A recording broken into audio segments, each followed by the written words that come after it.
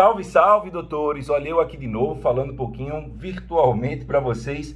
Vamos falar mais um pouco sobre genética, porque é um assunto importante para o Enem e também para o SSA. Então, resolvi fazer uma animação para que a gente possa ter um conteúdo, digamos assim, mais leve possível, até porque nessa época do ano, depois de pandemia, tá todo mundo saturado, né? Então, espero que vocês gostem. Se liga nessa historinha aí. Era uma vez um cara chamado de John Gregory Mendel. Mendel, um monge gregoriano, cara, talvez um dos cientistas mais sortudos do mundo.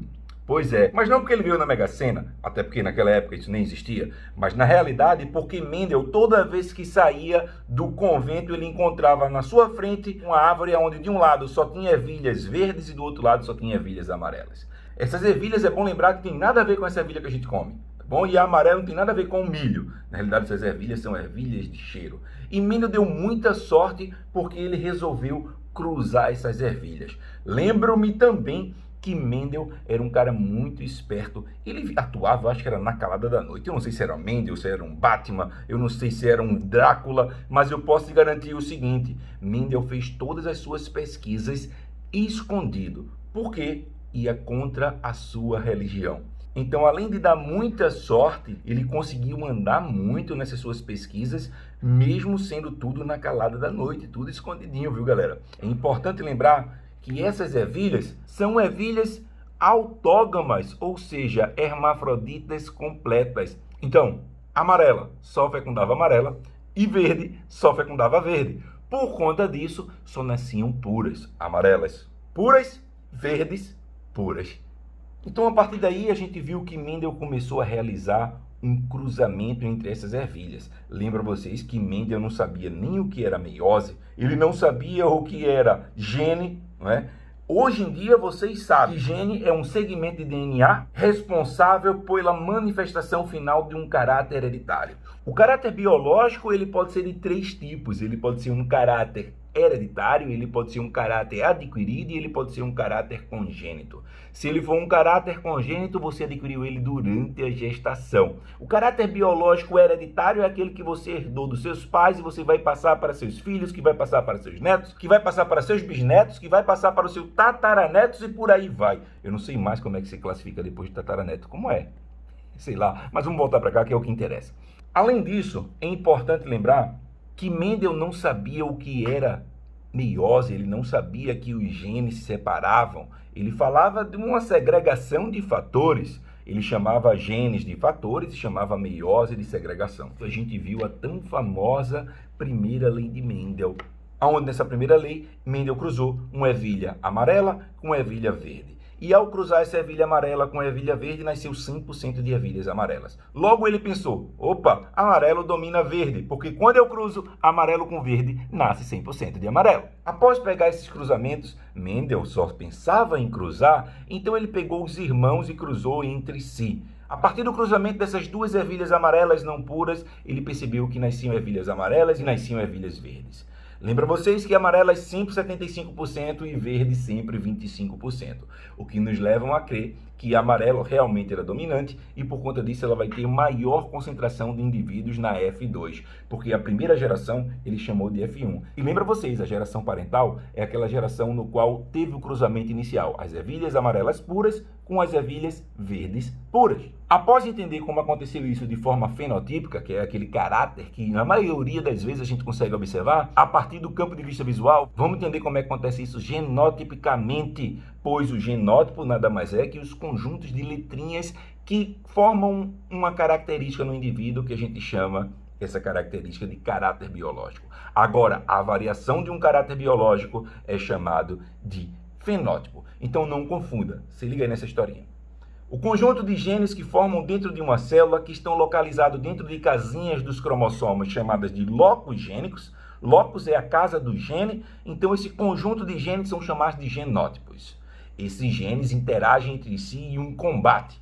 Esse combate entre genes é entre genes dominantes, entre genes recessivos, ou entre genes dominantes, ou entre genes recessivos, e a partir daí termina formando um caráter biológico, que esse caráter biológico pode ser cor da pele, cor do cabelo, cor do olho, textura do cabelo. E a variação desse caráter biológico é o que nós chamamos de fenótipo. Se você tem a pele negra, se você tem a pele morena, médio, claro ou escura, ou se você tem a pele branca. Se seu cabelo é um cabelo crespo, seu cabelo é um cabelo liso, ou se seu cabelo é um cabelo ondulado. Então, a variação de tudo isso é o que nós chamamos de fenótipo. Então, para entender um pouco mais, doutores, sobre essa condição de genótipo, para quem não lembra, olha essa tabelinha aí.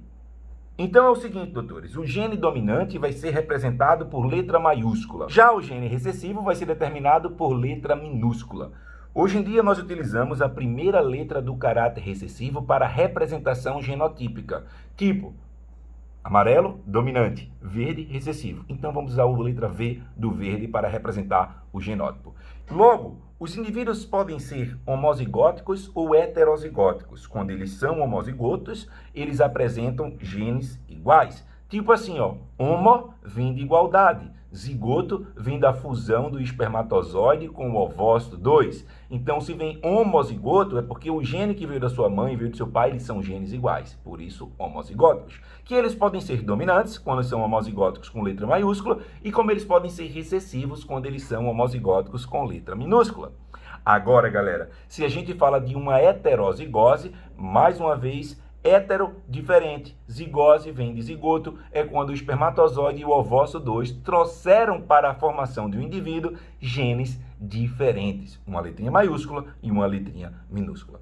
A partir daí é importante lembrar que homozigoto é sinônimo de pureza e heterozigoto é sinônimo de híbridos. Moral da história, Mendel pegou as ervilhas puras amarelas, Vzão, Vzão, e cruzou com as ervilhas puras verdes, Vzinho, Vzinho. Por conta disso, nesse cruzamento, ó, é só você pegar primeiro com o terceiro, primeiro com o quarto. Segundo com o terceiro, segundo com o quarto. Então é só lembrar do cruzamento Teletubbies. Bora lá? Vzão, Vzinho, Vzão, Vzinho. Vzão, Vzinho, Vzão, Vzinho. Moral da história, tivemos 100% de Vzão, Vzinho. É por conta disso que Mendel achou 100% de ervilhas amarelas.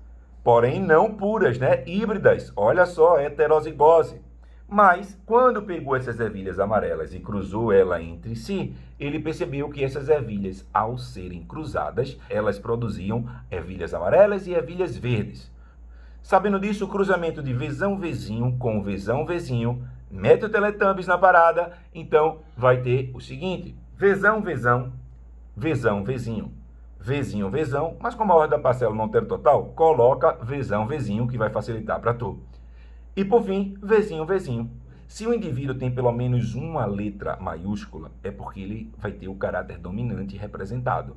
Porque o Vzão domina o Vzinho. Vzão, Vzão é amarela, Vzão, Vzinho é amarelo, Vzão, Vzinho é amarelo também, e só o Vzinho, Vzinho final, que é o verde. Por conta disso, 75% de ervilhas amarelas e 25% de ervilhas verdes. Bem, doutores, essa é a ideia inicial da genética. Para você entender tudo de genética, você tem que entender pelo menos a primeira lei, para que depois a gente venha buscando todos os demais conhecimentos. E foi essa primeira lei que a gente mostrou o ano todo, junto com a segunda lei, que é o de hibridismo, onde nela nós vamos analisar 2 ou mais características biológicas. Então, o que é que eu vou fazer com vocês? Vamos resolver umas questões onde a gente aplica a segunda lei. Porque a primeira lei, essa historinha eu achei para aliviar aí sua atenção. E agora vamos resolver essas questões para que a gente possa ficar ligeiro e esperto. Vamos embora. Fui. Ficou nervoso, né? Eu tava brincando. Vamos resolver logo uma de primeira lei e depois a gente vai para a segunda lei de Mendel. Olha o que essa questão diz. Fala para você que a polidactilia é uma síndrome dominante com penetrância incompleta. O que seria isso? Toda síndrome dominante com penetrância incompleta é aquela síndrome que o indivíduo pode apresentar o genótipo, mas ele não apresenta o fenótipo. Lembro a vocês que o fenótipo é a variação do caráter biológico. No caso da polidactilia, é aquela síndrome que o indivíduo pode apresentar dedos a mais ou na mão ou nos pés. Tá bom? Então, sabendo que a polidactilia é uma síndrome dominante de penetrância incompleta, qual a possibilidade de um casal heterozigoto ter uma menina normal e depois um menino polidáctilo? É isso que a questão está pedindo para a gente. É por conta disso que a gente vai raciocinar. Se a síndrome ela é uma polidactilia, ela é dominante. E ele está dizendo que o casal é um casal heterozigoto.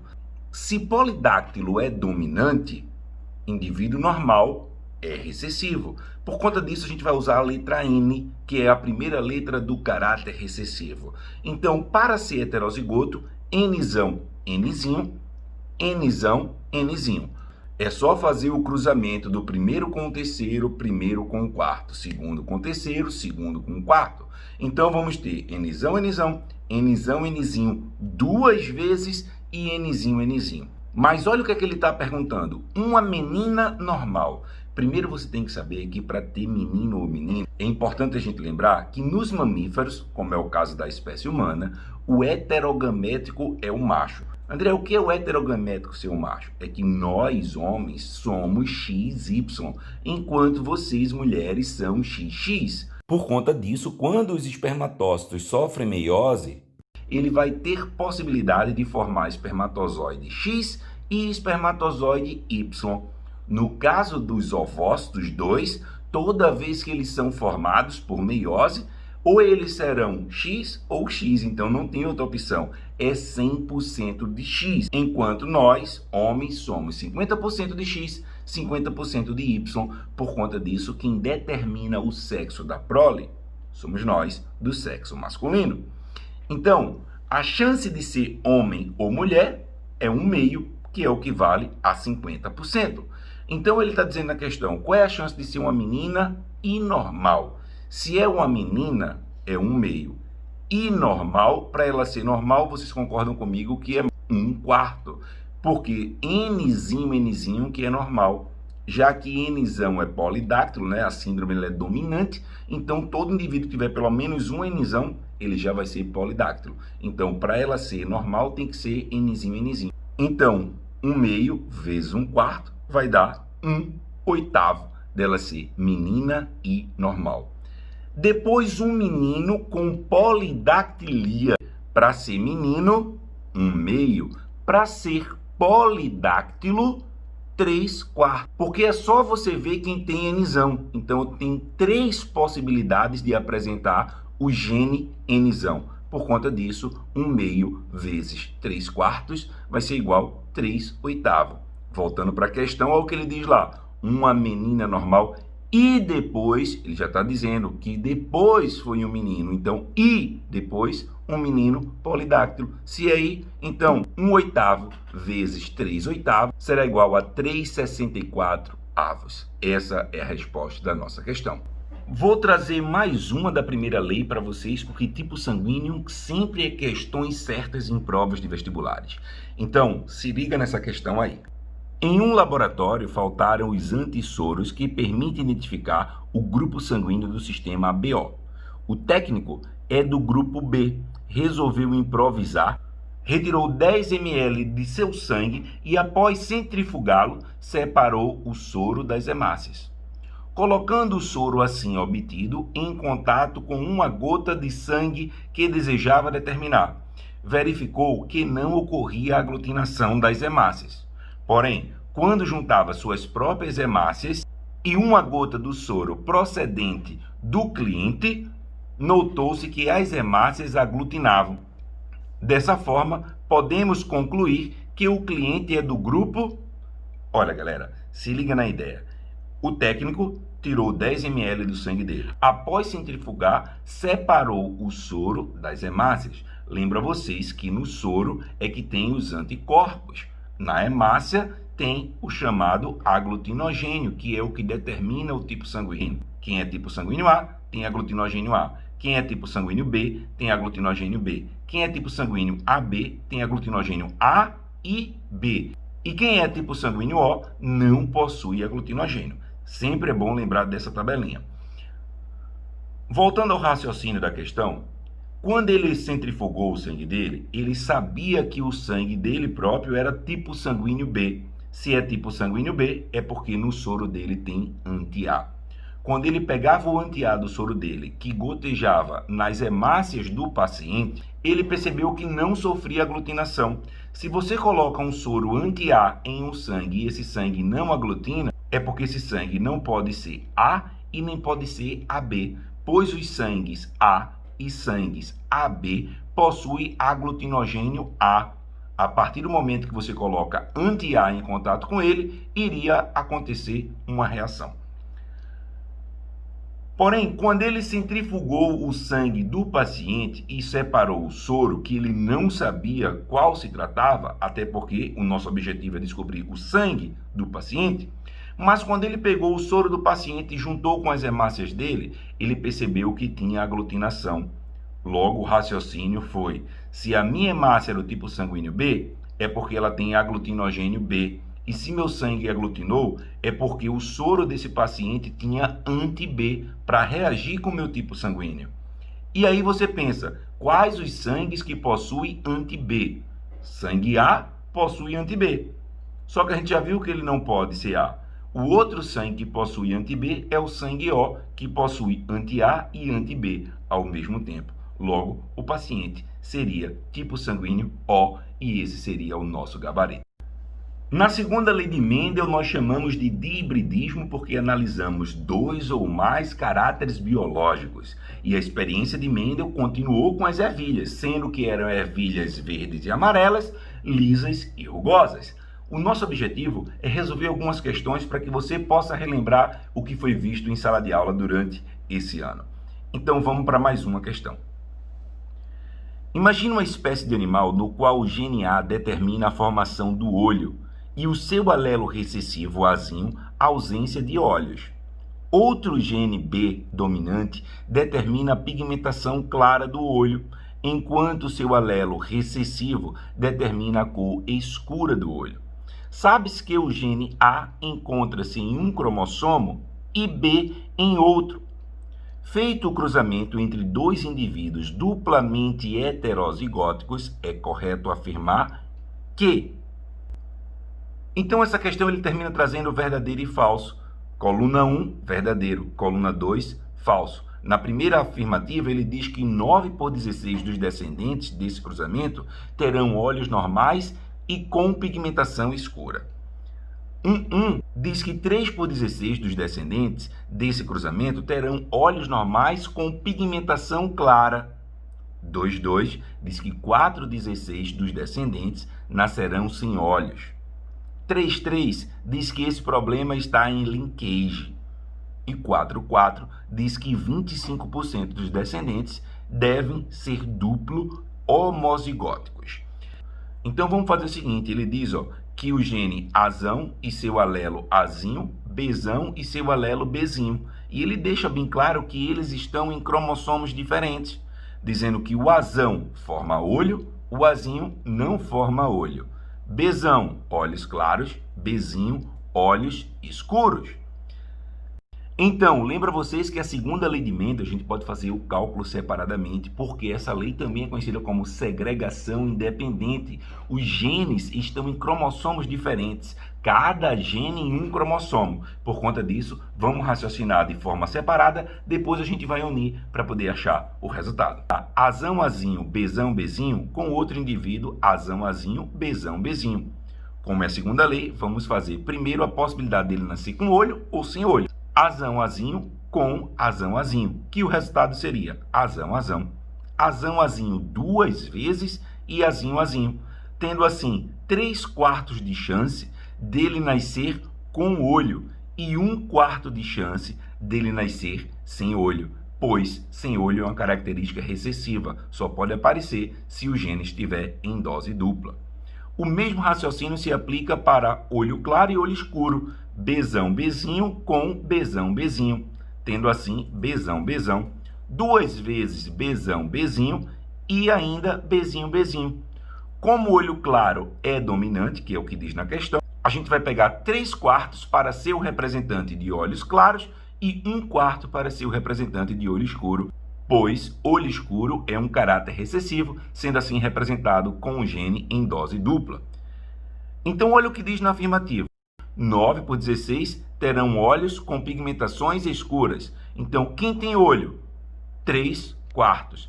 Pigmentação escura, 1/4. 3/4 vezes 1/4, 3/16. Então, está falso. Já a segunda afirmativa diz que 3/16 dos descendentes nascerão com olhos e pigmentação clara. Para ter olho normal, 3/4. Para ter pigmentação clara, 3/4. Então, 3/4 vezes 3/4 vai dar igual a 9/16, que também indica que essa afirmativa está falsa. 2,2 diz que 4 por 16 dos descendentes nascerão sem olhos.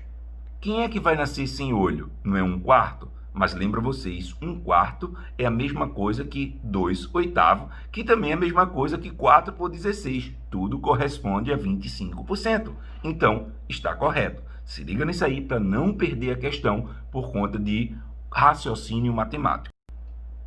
3,3 diz que o problema está em linkage. Não pode estar em linkage. Linkage significa genes ligados, aonde nós vamos encontrar vários genes no mesmo cromossomo. Como na questão ele está dizendo que A está em um cromossomo e B está em outro cromossomo, segregação independente, segundo a lei de Mendel, e não é linkage, questão falsa.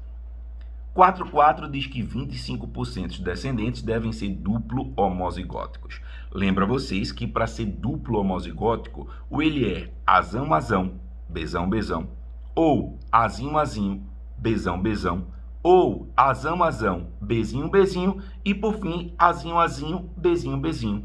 Essas são as possibilidades. Se vocês perceberem, azão, azão, bezão, bezão, azinho, azinho, bezinho, bezinho, tudo corresponde a 1/4. Por conta disso, cada possibilidade dessa vai ser 1/16. Como pode ser um ou o outro, ou o outro, ou o outro, ou é soma, então fica 1/16 mais 1/16 mais 1/16 mais 1/16, totalizando 4/16, que corresponde também a 25%, dando aí a questão como verdadeira.